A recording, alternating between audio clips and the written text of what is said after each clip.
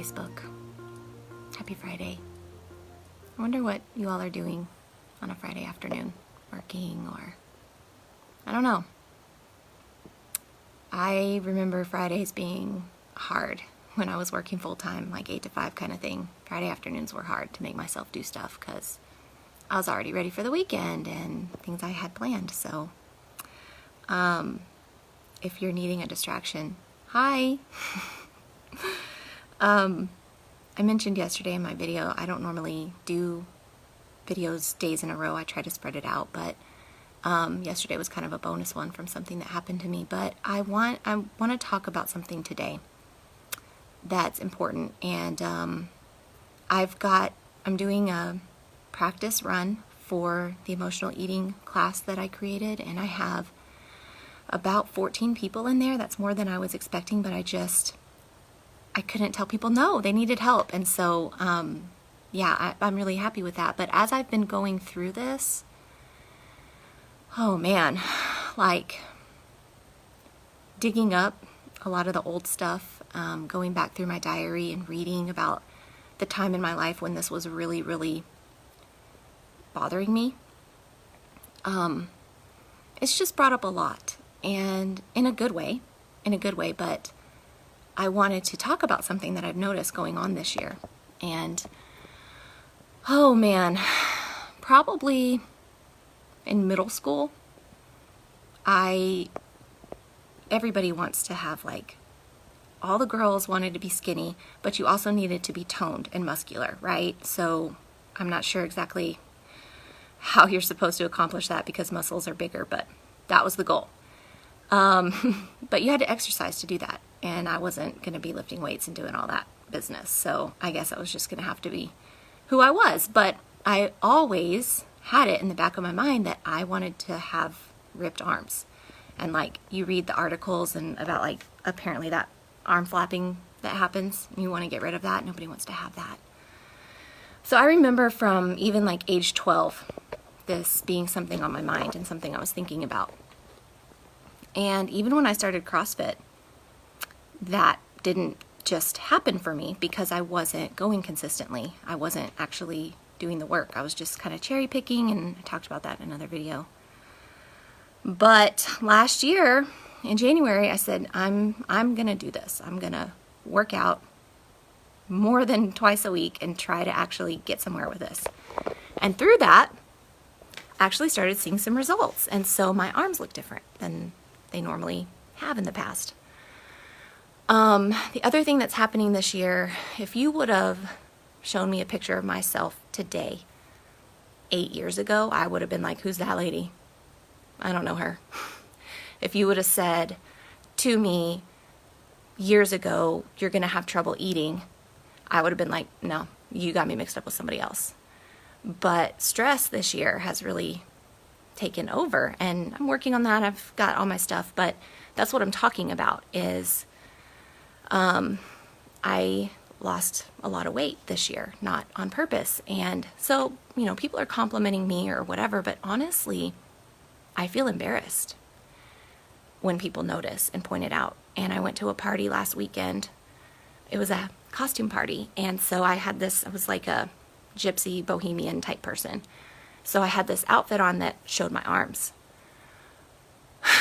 And any lady would be super pumped about this, but I got like 3 or 4 comments, positive comments about my arms being super ripped or muscular or whatever.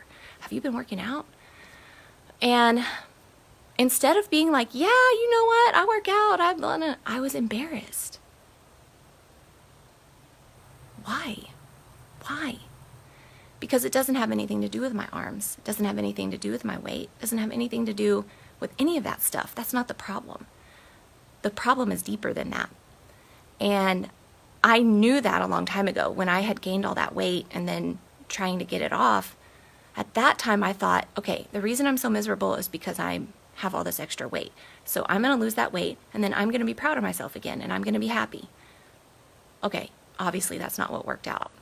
So then ensued all these years that I've been studying leadership, studying people, studying spirituality, and realizing these patterns that people have. And we all want something we can't have. And I don't know if anybody remembers the show Scrubs with Zach Braff and Donald Faison. But JD is Zach Braff's character, and he has this fatal flaw that he wants what he can't have, but as soon as he gets it, he doesn't want it anymore. And it's so annoying because you're watching it and you're like, you've been chasing after this girl for like 3 seasons, now you got her, and you're being a total jerk and you're breaking up with her. What are you doing? And that's the same thing that I'm like, why? This is what you've wanted. Why are you unhappy? Like, be happy with what you have. If you can't be happy with little, you're not going to be happy with a lot. And so that's what I've been working on for a few years, but just seeing that come back up.